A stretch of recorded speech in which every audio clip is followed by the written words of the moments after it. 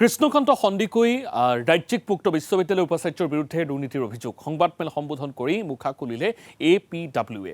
উপাচাৰ্য ৰাজেন্দ্ৰ প্ৰসাদ দাস, পূৰ্বৰ পঞ্জীয়ক অৰূপজ্যোতি চৌধুৰী, প্ৰাক্তন উপাচাৰ্য ডক্টৰ হিতেশ ডেকা আৰু উপপঞ্জীয়ক ৰাতুল পাটোৱাৰীৰ বিৰুদ্ধে ভয়ংকৰ অভিযোগ APWE। বহিৰাগত উপাচাৰ্যৰ দুৰ্নীতিৰ বাবেই ৰসাতলে যোৱাৰ উপক্ৰম ঘটিছে কৃষ্ণকান্ত সন্দিকৈ ৰাজ্যিক মুক্ত বিশ্ববিদ্যালয়ৰ। খানাপাৰাৰ 9 বিঘা মাটিৰ কেলেংকাৰী, 108 কোটি টকাৰ 8 মহলীয়া অট্টালিকা নিৰ্মাণৰ কেলেংকাৰী, ৰাণীৰ বনাঞ্চলত নিৰ্মাণ কাৰ্য চলোৱাৰ দুৰ্নীতিৰ অভিযোগ বিশ্ববিদ্যালয় কৰ্তৃপক্ষৰ বিৰুদ্ধে। প্ৰাক্তন উপাচাৰ্য ডক্টৰ হিতেশ ডেকাৰ বিৰুদ্ধে উঠিছে নিযুক্তি কেলেংকাৰীৰ অভিযোগ। নিয়ম বহিৰ্ভূতভাৱে নিজৰ খুলশালীয়েকক বিশ্ববিদ্যালয়খনত নিযুক্তি দিয়াৰ অভিযোগ ডক্টৰ হিতেশ ডেকাৰ বিৰুদ্ধে। ইফালে বিশ্ববিদ্যালয়খনৰ উপপঞ্জীয়ক ৰাতুল পাটোৱাৰীৰ বিৰুদ্ধে উত্থাপন হৈছে কালী পূজাৰ নামত মহিলা কৰ্মচাৰীক নিৰ্যাতন চলোৱাৰ গুৰুতৰ অভিযোগ। উপাচাৰ্য ৰাজেন্দ্ৰ প্ৰসাদ দাসৰ অনিয়মৰ বিৰুদ্ধে ৰাজভৱনত শপতনামা দাখিল APWE। বৰ্তমান বিশ্ববিদ্যালয়খনৰ বিৰুদ্ধে আদালতত চলি আছে 12টাকৈ গোচৰ।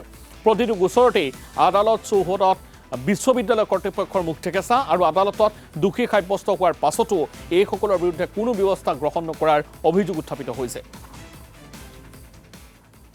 আজিৰ প্ৰেছ কনফাৰেন্সত আমি তিনিজন মানুহৰ কথা ক'ম। এজন হ'ল ৰাজেন্দ্ৰ প্ৰসাদ দাস, ভাইচ চেঞ্চেলৰ।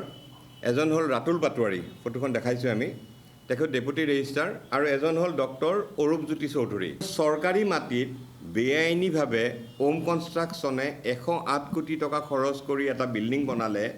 সেই চৰকাৰী মাটিৰ সেই বিল্ডিংটো য'ত বিজুলী কানেকশ্যনৰ মানে ইলেক্ট্ৰিচিটিৰ সন্দেহ আছে, ফায়াৰ ছেফটিৰ চাৰ্টিফিকেটৰ কথা আছে, মুখ্যমন্ত্ৰীয়ে গৈ উদ্বোধন কৰিলে। মুখ্যমন্ত্ৰীয়ে গম নাপায়, গম নোপোৱাৰ কাৰণে উদ্বোধন কৰিলে। ৰাণী বনাঞ্চলত তাতেও KK হেণ্ডিকৰ মাটি আছে। ৰাণী বনাঞ্চলত তেওঁলোকে ঠিক কৰিলে যে আমি মাল্টিমিডিয়া ষ্টুডিঅ' এটা বনাম। এইটো হ'ল 5 কোটি টকাৰ অংক। 5 কোটি টকা খৰচ কৰিলে, মাল্টিমিডিয়া ষ্টুডিঅ'টো কিন্তু নাই, তাতে নাই।